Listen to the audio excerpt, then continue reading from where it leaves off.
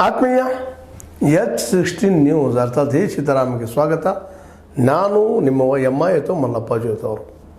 ಇತ್ತೀಚೆಗೆ ನಮ್ಮ ರಾಜ್ಯ ಸರ್ಕಾರಕ್ಕೆ ಹೈಕೋರ್ಟ್ ಇದ್ದಿದ್ದು ತರಾಟೆ ತೆಗೆದುಕೊಂಡದ, ಪ್ರಶ್ನೆ ಮಾಡದ. ಯಾಕಪ್ಪ ಸ್ಮಾರ್ಟ್ ಮೀಟರ್ಗಳು ಬೇಕು, ಅದನ್ನು ಯಾಕೆ ಕಡ್ಡಾಯ ಮಾಡ್ತಾ ಇದ್ದೀರಿ, ಏನಿದ್ರ ಅರ್ಥ? ರಾಜ್ಯ ಸರ್ಕಾರ ಗ್ಯಾರಂಟಿ ಇಲ್ಲಿ ಕೊಟ್ಟದ್ದನ್ನು ಇಲ್ಲಿ ಕಳ್ಸ್ಕೋಬೇಕಂತ ಮಾಡ್ತಾಯಿದೆ ಅನ್ನುವ ದೃಷ್ಟಿ ಇಟ್ಕೊಂಡು ಏಕಸದಸ್ಯ ಪೀಠ ಎಂ ನಾಗಪ್ರಸನ್ನ ನ್ಯಾಯಮೂರ್ತಿ ಅವರ ಈ ಪೀಠದಲ್ಲಿ ಪ್ರಶ್ನೆ ಮಾಡಿದ್ದಾರೆ. ಅವರು ಅಂದರೆ ಹೊಸದಾಗಿ ಕಟ್ಟಡಗಳನ್ನು ಕಟ್ಟಿ ಹೊಸ ಕರೆಂಟ್ ಅಂದರೆ ವಿದ್ಯುತ್ತಿನ ಪುಡಿಯವರಿಗೆ ಈ ಸ್ಮಾರ್ಟ್ ಫೋನ್ಗಳನ್ನು ತೊಗೊಳ್ಬೇಕು ಅನ್ನೋಂಥ ಒಂದಿಷ್ಟು ಒತ್ತಡ ಪತ್ರ ಈ ನಮ್ಮ ಬೆಸ್ಕಾಮ್ ಅಂದರೆ ಬೆಂಗಳೂರಿನದು ದೊಡ್ಡಬಳ್ಳಾಪುರದಲ್ಲಿ ಬರ್ತದೆ. ಈ ಬೆಂಗಳೂರಿನ ಈ ವಿದ್ಯುತ್ ಕಂಪನಿ ಇದ್ದಿದ್ದು ಈ ಕಂಪ್ನಿ ಮಾಡಿಬಿಟ್ಟಾರ ಪ್ರೈವೇಟ್ದವರು. ಹೇಗಾದ್ರು ಮಾಡಿ ದುಡ್ಡು ಮಾಡ್ಕೊಳ್ಬೇಕು, ಹೆಚ್ಚು ಗಳಿಸ್ಬೇಕು ಅನ್ನೋದು ಎಲ್ಲರಿಗೂ ಹಪಾಪಿ ಆಗಿಬಿಟ್ಟದೆ. ಇವತ್ತು ಆ ದಿಶೆಯಲ್ಲಿ ಸ್ಮಾರ್ಟ್ ಫೋನ್ ಉಪಯೋಗ ಮಾಡಿರಿ. ಯಾಕಂತಂದರೆ ನೇಮು ಮಾಡಿದ್ದಾರೆ ಕರ್ನಾಟಕ ವಿದ್ಯುತ್ ನಿಯಂತ್ರಣ ಆಯೋಗ. ಪ್ರೀಪೇಯ್ಡ್ ಸ್ಮಾರ್ಟ್ ಮೀಟರ್ ನಿಯಮಗಳು 2024 ಅನ್ವಯ ಎಲ್ಲ ವರ್ಗದ ಗ್ರಾಹಕರು ಪ್ರೀಪೇಯ್ಡ್ ಮೀಟರ್ಗಳನ್ನು ಪಡೆಯಲು ಅವಕಾಶ ಇದೆ. ತೊಗೊಳ್ರಪ್ಪ, ನಿಮ್ಗೆ ಅದಾವ ಚೆನ್ನಾಗಿದೆ, ಚಲೋ ಬರ್ತದೆ, ಮತ್ತು ಕರೆಕ್ಟಾಗಿ ನಿಮ್ಗೆ ಮೀಟರ್ ಇದ್ದಿದ್ದು ರೆಕಾರ್ಡ್ಗಳನ್ನು ಕೊಡ್ತದೆ. ಅಂದ್ರೆ ಏನಪ್ಪ ಅಲ್ಲಿ ಯಾವುದೋ ಗದ್ದಲ ಆಗೋದಿಲ್ಲ ಅನ್ನೋದು ಸ್ಮಾರ್ಟ್ ಇದ್ದಾವೆ ಅಂತ ಏನೋ ಪ್ರಚಾರ ಮಾಡ್ತಾರೆ.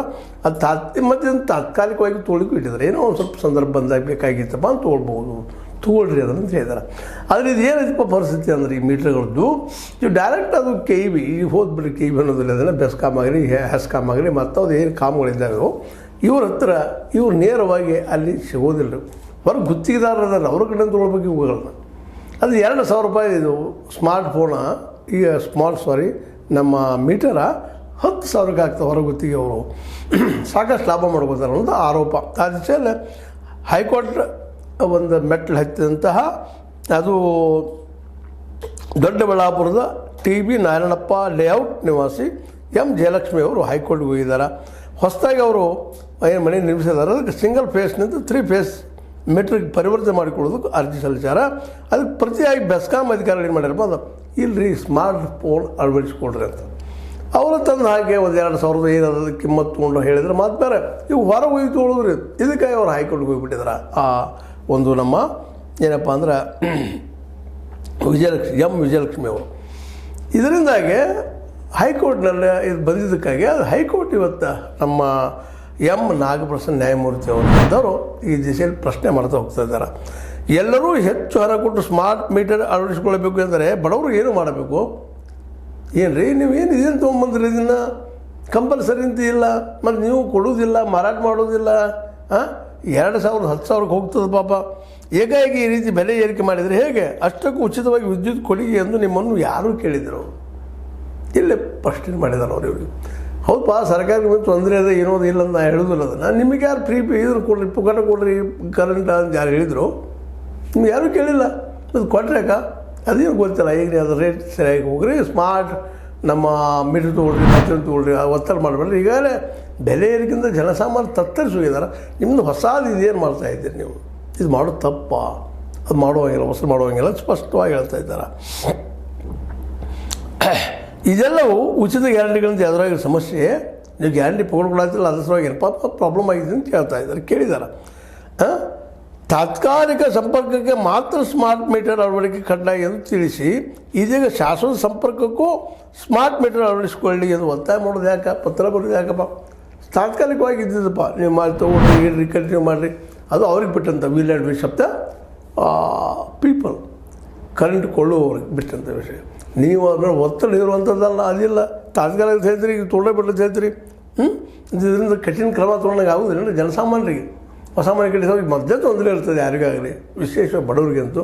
ಅವ್ರು ಮತ್ತೆ ಹೊಸ ತೊಗೊಳಕ್ಕೆ ಹೋದ್ರೆ ನಿಮ್ಗೆ ಸ್ಮಾರ್ಟ್ ಮೀಟರ್ ತೊಗೊಳ್ರಿ ಅಂತ 2,000 10,000ಕ್ಕೆ ಮಾರೋದು. ನಡಕಿನ ಏಜೆಂಟ್ಗಳು ಅಷ್ಟು ಇರ್ತಾರೆ ಬಂತ ಎಲ್ಲ ಏನಪ್ಪ ಅಂದ್ರೆ ವೈರಿಂಗ್ ಮಾಡುವಂಥ ಜನ ಅವನು ಬೇರೆ ಇರ್ತಾರೆ. ಹೀಗಾಗಿದ್ರೆ ಇವತ್ತೊಂದು ಮೀಟ್ರ್ ಕುಡಿಸ್ಬೇಕಪ್ಪ ಅಂತಂದ್ರೆ ಕಡಿಮೆ 20-30 ಸಾವಿರ ಈಗ ಊರಿಗೆ ಐತಿದ್ರೆ ನಮ್ಮ ಜನಸಾಮಾನ್ಯರಿಗೆ ಏನಾಗಿತ್ತಪ್ಪ ಇದು? ಸಹಜವಾಗಿ ಬಡವ್ರಿಗೆ ಹೋಗಿ ಮುಟ್ಟುವಂಗಿರಬೇಕು, ರೇಟ್ ನಿಮ್ದು ಅನ್ನುವಂಥ ಮಾತನ್ನು ಹೇಳ್ತಾ ಇದ್ದಾರೆ. ಅದರಲ್ಲೂ ಈಗ ಹೇಳಿದಾಗ ನಿಮಗೆ ಗುತ್ತಿಗೆದಾರದವ್ರು ಇದು ರೇಟ್ಗಳನ್ನು ಹೆಚ್ಚು ಮಾಡ್ತಾ ಇದ್ದಾರೆ. 2,000 10,000 ಮಾಡ್ತಾರೆ, ನಾಳೆ ಮತ್ತೇನೋ ಮಾಡ್ತಾರೆ. ಮತ್ತು ಪ್ರೈವೇಟ್ದವ್ರಂತೆ ಅವರು ಉದ್ಯೋಗ ಮಾಡ್ತಾಯಿದ್ದಾರೆ. ಅವರಿಂದ ನೀವು ಏನೋ ತೊಗೊಳ್ಳಿಕ್ಕೆ ಹೋದ್ರೆ ಒಂದಕ್ಕೆ ಎರಡಷ್ಟು ಇರ್ತದೆ ರೇಟ. ಅದಕ್ಕಾಗಿ ಮೊದಲು ಈ ಬೆಸ್ಕಾಮ್ ಇದ್ದಿದ್ದು ಈ ದಿಶೆಯಲ್ಲಿ ಏನು ನೀವು ಮಾಡ್ತಾಯಿದ್ದೀರಿ, ಪತ್ರ ಯಾಕೆ ಕೊಟ್ಟಿದ್ದೀರಿ, ಇವಕ್ಕೆಲ್ಲ ಉತ್ತರ ಕೊಡ್ರಿ, ತಪ್ಪತ್ತಿತ್ತು ಅಂತೇಳಿ ತಡೆ ಹಿಡಿದಿದ್ದಾರೆ. ಅದನ್ನು ತಡೆ ಹಿಡಿದ ಅಷ್ಟೇ ಅಲ್ಲ, ರಾಜ್ಯ ಸರ್ಕಾರಕ್ಕೆ ಒಂದು ರೀತಿಯಿಂದ ಹೊಡೆತನ ಕೊಟ್ಟಿದ್ದಾರೆ. ಇದು ಯಾಕೆ ಮಾಡ್ತಾಯಿದ್ದೀರಪ್ಪ ನೀವು ಅನಗತ್ಯ ಇದನ್ನು? ಯಾಕೆಂದರೆ ಆಯ್ತು ನೀವು ಸರ್ಕಾರದವ್ರು ಮಾಡೀರಿ, ಅದನ್ನ ಮುಗಿಸ್ಕೊಂಡು ಹೋಗ್ರಿ, ಆದರೆ ಇದನ್ನು ಮತ್ತೊಂದು ರೂಪಲೆ ಈ ದುಡ್ಡು ಜಗ್ಗುವಂಥ ಕೆಲಸ ಯಾಕೆ ಮಾಡ್ತಾಯಿದ್ದೀರಿ ಅಂತ ಹೇಳ್ತಾ ಇದ್ದಾರೆ. ಅಂದ್ರೆ ಈ ಒಂದು ವಿಷಯದಲ್ಲೇ ಇದು ಗ್ರಾಹಕರಿಗೆ ತೊಂದರೆ ಆಗ್ತದೆ. ಗ್ರಾಹಕರು ಪಾಪ ಎಲ್ಲಿ ತರ್ತಾರೆ ದುಡ್ಡನ್ನು? ಈ ದಿಶೆಯಲ್ಲಿ ಸರ್ಕಾರ ಇದು ಯೋಚನೆ ಮಾಡಲಿ ಅಂತ. ಕೇವಲ ನಿಮ್ಮ ಒಂದು ರಾಜಕೀಯ ಲಾಭಕ್ಕಾಗಿ ಈ ಕೆಲಸಗಳನ್ನು ಮಾಡ್ತಾ ಹೋದರೆ ಜನಸಾಮಾನ್ಯರಿಗೆ ತೊಂದರೆ ಆಗ್ತದೆ. ಅದು ಮಾಡೋದು ಬೇಡ ಅನ್ನುವಂಥ ನೆಲೆಗಟ್ಟಲೆ ತರಾಟೆಯನ್ನು ತೆಗೆದುಕೊಂಡಾರ. ನಮ್ಮ ನ್ಯಾಯಮೂರ್ತಿ ನಾಗಪ್ರಸನ್ನ ಪ್ರಶ್ನೆ ಮಾಡಿದ್ದಾರೆ. ಇಲ್ಲಿ ಇನ್ನೊಂದು ಬರ್ತದೆ, ಅವ್ರು ಅಂದಂಗೆ ಗ್ಯಾರಂಟಿ ಇದೇನು ವಿದ್ಯುತ್ ಕೊಡೋದು ಮಾಡಿದಾರಲ್ಲ ಫ್ರೀಯಾಗಿ, ಇದೇನಾದರೂ ನಿಜವಾಗಿಯೂ ಸರ್ಕಾರದ ಮೇಲೆ ಭಾರ ಬೀಳ್ತಾ ಇದೆಯಾ? ಸಹಜದ. ಯಾಕಂದ್ರೆ 59,000 60,000 ಕೋಟಿ ರೂಪಾಯಿ ಪ್ರತಿ ವರ್ಷವೂ ಅದು ತೆಗೆದಿಡಬೇಕಾಗ್ತದೆ, ತೊಂದರೆ ಆಗ್ತದೆ. ಅದು ಸುಳ್ಳಿನಲ್ಲ. ಆದರೆ ಕೊಟ್ಟಿದ್ದು ತಪ್ಪಂತೂ ಅಲ್ಲ ಅನ್ನುವಂಥದ್ದು ಸಾಮಾನ್ಯವಾಗಿ ತಿಳ್ಕಿರುವಂಥದ್ದು. ನೀವು ಕೊಡಬೇಡಂತೂ ಅವ್ರನ್ನ ಹೇಳಿಲ್ಲ ನ್ಯಾಯಾಧೀಶರು. ನಿಮಗೆ ಸಾಧ್ಯ ಇಲ್ಲದ್ರೆ ಯಾಕೆ ಮಾಡಿದ್ದೀರಿ ಅಷ್ಟೇ ಪ್ರಶ್ನೆ ಮಾಡ್ತಾ ಇದ್ದಾರೆ. ಹೀಗಾಗಿ ಗ್ಯಾರಂಟಿ ವಿರುದ್ಧ ಸ್ಟೇಟ್ಮೆಂಟ್ ಕೊಟ್ಟಿದ್ದಾರೆ ಅಂತ ಹೇಳಲಿಕ್ಕೆ ಸಾಧ್ಯ ಇಲ್ಲ. ಅದನ್ನು ಹಂಗೆ ಅನ್ನಲೂಬಾರ್ದದ. ಯಾಕಂದ್ರೆ ಗ್ಯಾರಂಟಿ ವಿರುದ್ಧ ಅಲ್ಲ, ನೀವು ನೀರು ಕೊಡ್ರಿ. ಇದರ ಅರ್ಥ ಸರ್ಕಾರ ಈ ದಿಶೆಯಲ್ಲಿ ಚಿಂತನೆ ಮಾಡಬೇಕು. ಗ್ಯಾರಂಟಿ ಕೊಡೋದು ಬರೋದು 10 ಸಲ ವಿಚಾರ ಮಾಡಬೇಕಾಗ್ತದೆ. ವಿದ್ಯುತ್ ತಂತಿ ಎಲ್ಲರಿಗೂ ಅನಿವಾರ್ಯ, ಮತ್ತು ಅದರ ಮೂಲಕ ಸಾಕಷ್ಟು ಇನ್ಕಮ್ ಸರ್ಕಾರಕ್ಕೆ ಬರ್ತಾಯಿತ್ತು. ಅದರ ಏನಾಗಿದೆಪ್ಪ, ಈ ಒಂದು ಫ್ರೀ ಇದ್ದಾಗೆ ಅದು ಲಾಸ್ ಆಗ್ತಾಯಿದೆ. ಯಾಕಂದ್ರೆ ನಿರಂತರ ಈ ಒಂದು ದೊಡ್ಡ ಪ್ರಮಾಣದಲ್ಲಿ ವಿದ್ಯುತ್ತನ್ನು ಕೊಡೋದು ಕಷ್ಟದ ಕೆಲಸ ಯಾರಿಗೇ ಆದರೂ. ಆ ಕೆಲಸವನ್ನು ರಾಜ್ಯ ಸರ್ಕಾರ ಮಾಡಲಿಕ್ಕೆ ಒಂದು ರೀತಿ ಒಳ್ಳೆಯದು ಅನಿಸಿದ್ರು ಸಹಿತ ಇದೇ ಕಾರಣಕ್ಕಾಗಿನ ನೀವು ಅದರ ಬಿಲ್ ಹೆಚ್ಚು ಮಾಡ್ತಾ ಹೋದ್ರೆ ನೀವು ಕೊಟ್ಟಿದ್ದು ಸಾರ್ಥಕ ಆಗೋದಿಲ್ಲ ಅನ್ನೋಂಥ ಅರ್ಥವೂ ಅಲ್ಲದ. ಅಂದರೆ ಇದರ ಅರ್ಥ ನೀವು ಇದರಿಂದ ಫ್ರೀ ಕೊಟ್ಟಿದ್ದೀರಿ, ಒಂದು ರೀತಿ ಸಂತೋಷ ವಿಷಯ. ಆದರೆ ಇದು ನಿಮ್ಮ ಆರ್ಥಿಕತೆಗೆ ಹೊಡೆತ ಬೀಳ್ತಿದ್ರೆ ಇದ್ರ ಬಗ್ಗೆ ನೀವು ಮರು ಚಿಂತನೆ ಮಾಡಿದರೂ ಅಡ್ಡಿ ಇಲ್ಲ. ಆದರೆ ಜನರ ಮೇಲೆ ಎಲ್ಲಿದ್ದು ಹಾಕ್ಲಿಕ್ಕೆ ಹೋಗ್ಬೇಡ ಟ್ಯಾಕ್ಸ. ಅದರಿಂದ ಮತ್ತಷ್ಟು ಜನಸಾಮಾನ್ಯ ತೊಂದರೆ ಅನುಭವಿಸುವಂಥ ಪ್ರಸಂಗ ಬರ್ತದೆ. ಮತ್ತು ವಿದ್ಯುತ್ ಅಂತ ಎಲ್ಲರಿಗೂ ಅನಿವಾರ್ಯ ಬೇಕಾದಂಥದ್ದು, ಎಲ್ಲರೂ ತೆಗೆದುಕೊಳ್ಳುವಂಥದ್ದು, ಎಲ್ಲ ಫೀಲ್ಡ್ಗೂ ಬೇಕಾದಂಥದ್ದು. ಅದಕ್ಕಾಗಿ ವಿದ್ಯುತ್ತಿನ ಬೆಲೆ ಏರಿಸೋದು ಜನಸಾಮಾನ್ಯರ ಮೇಲೆ ಭಾರ ಆಗಿದಂಗೆ ಆಗ್ತದೆ ಅನ್ನೋದು ಹೈಕೋರ್ಟಿನ ಸ್ಪಷ್ಟ ಅಭಿಪ್ರಾಯ. ಅದಕ್ಕಾಗಿ ಅವರು ಆ ಉಚಿತ ಗ್ಯಾರಂಟಿ ಪರಿಣಾಮನಪ್ಪ ಇದು ಒಂದು ಪ್ರಶ್ನೆನೂ ಮಾಡಿದ್ದಾರೆ. ಇರ್ಬೋದು, ಎಲ್ಲರೂ ಇರ್ಬೋದು. ಯಾಕಂದ್ರೆ ಸರ್ಕಾರ ಉತ್ತರ ಕೊಡಬೇಕಾಗಿದೆ. ಅದಕ್ಕೆ ಕೊಡ್ತಾರೆ ಅಂತ ನಾವು ತಿಳ್ಕೊಳ್ಳೋಣ. ಯಾಕಂದರೆ ಅವ್ರಿಗೆ ಸಾಧ್ಯದಲ್ಲಿ ಕೊಟ್ಟಿದ್ದಾರೆ. ಯಾಕಂದ್ರೆ ನಮ್ಮಿಂದ ಪ್ರತಿ ವರ್ಷ ಜನಸಾಮಾನ್ಯರಿಂದ ಟೋಟಲಾಗಿ ಕರ್ನಾಟಕ ಸರ್ಕಾರ ಜನ, ಅದು ನಮ್ಮ ಕರ್ನಾಟಕ ಜನ 4 ರಿಂದ 5 ಲಕ್ಷ ಕೋಟಿ ರೂಪಾಯಿ ನಾವು ಟ್ಯಾಕ್ಸ್ ಕೊಡ್ತೀವಿ ಅಂತೇಳಿ ಸ್ವತಃ ನಮ್ಮ ಸಿದ್ದರಾಮಯ್ಯರು ಹಲವು ಸಲ ಹೇಳಿದ್ದಾರೆ. ಅದಕ್ಕಾಗಿ ಸೆಂಟ್ರಲ್ ಗೌರ್ಮೆಂಟ್ ಹೋಗಿ ಅಪೀಲ್ ಮಾಡ್ಕೊಂಬಂದಿದ್ದಾರೆ. ನಮಗೆ ಹೆಚ್ಚು ಪಾಲಕ್ಕೆ ಕೊಡ್ರಿ, 40% ಕೊಡ್ರಿ ನಮಗೆ ಕೇಳಿಕೆ ಶುರು ಮಾಡಿದ್ದಾರೆ. ಅಂದ್ರೆ ಆ ಟ್ಯಾಕ್ಸ್ ದುಡ್ಡನ್ನು ಇಲ್ಲೇ ಉಪಯೋಗ ಮಾಡ್ಕೋಬೇಕು ಅನ್ನೋ ಉದ್ದೇಶ ಅವರಿಗೆ ಅದು.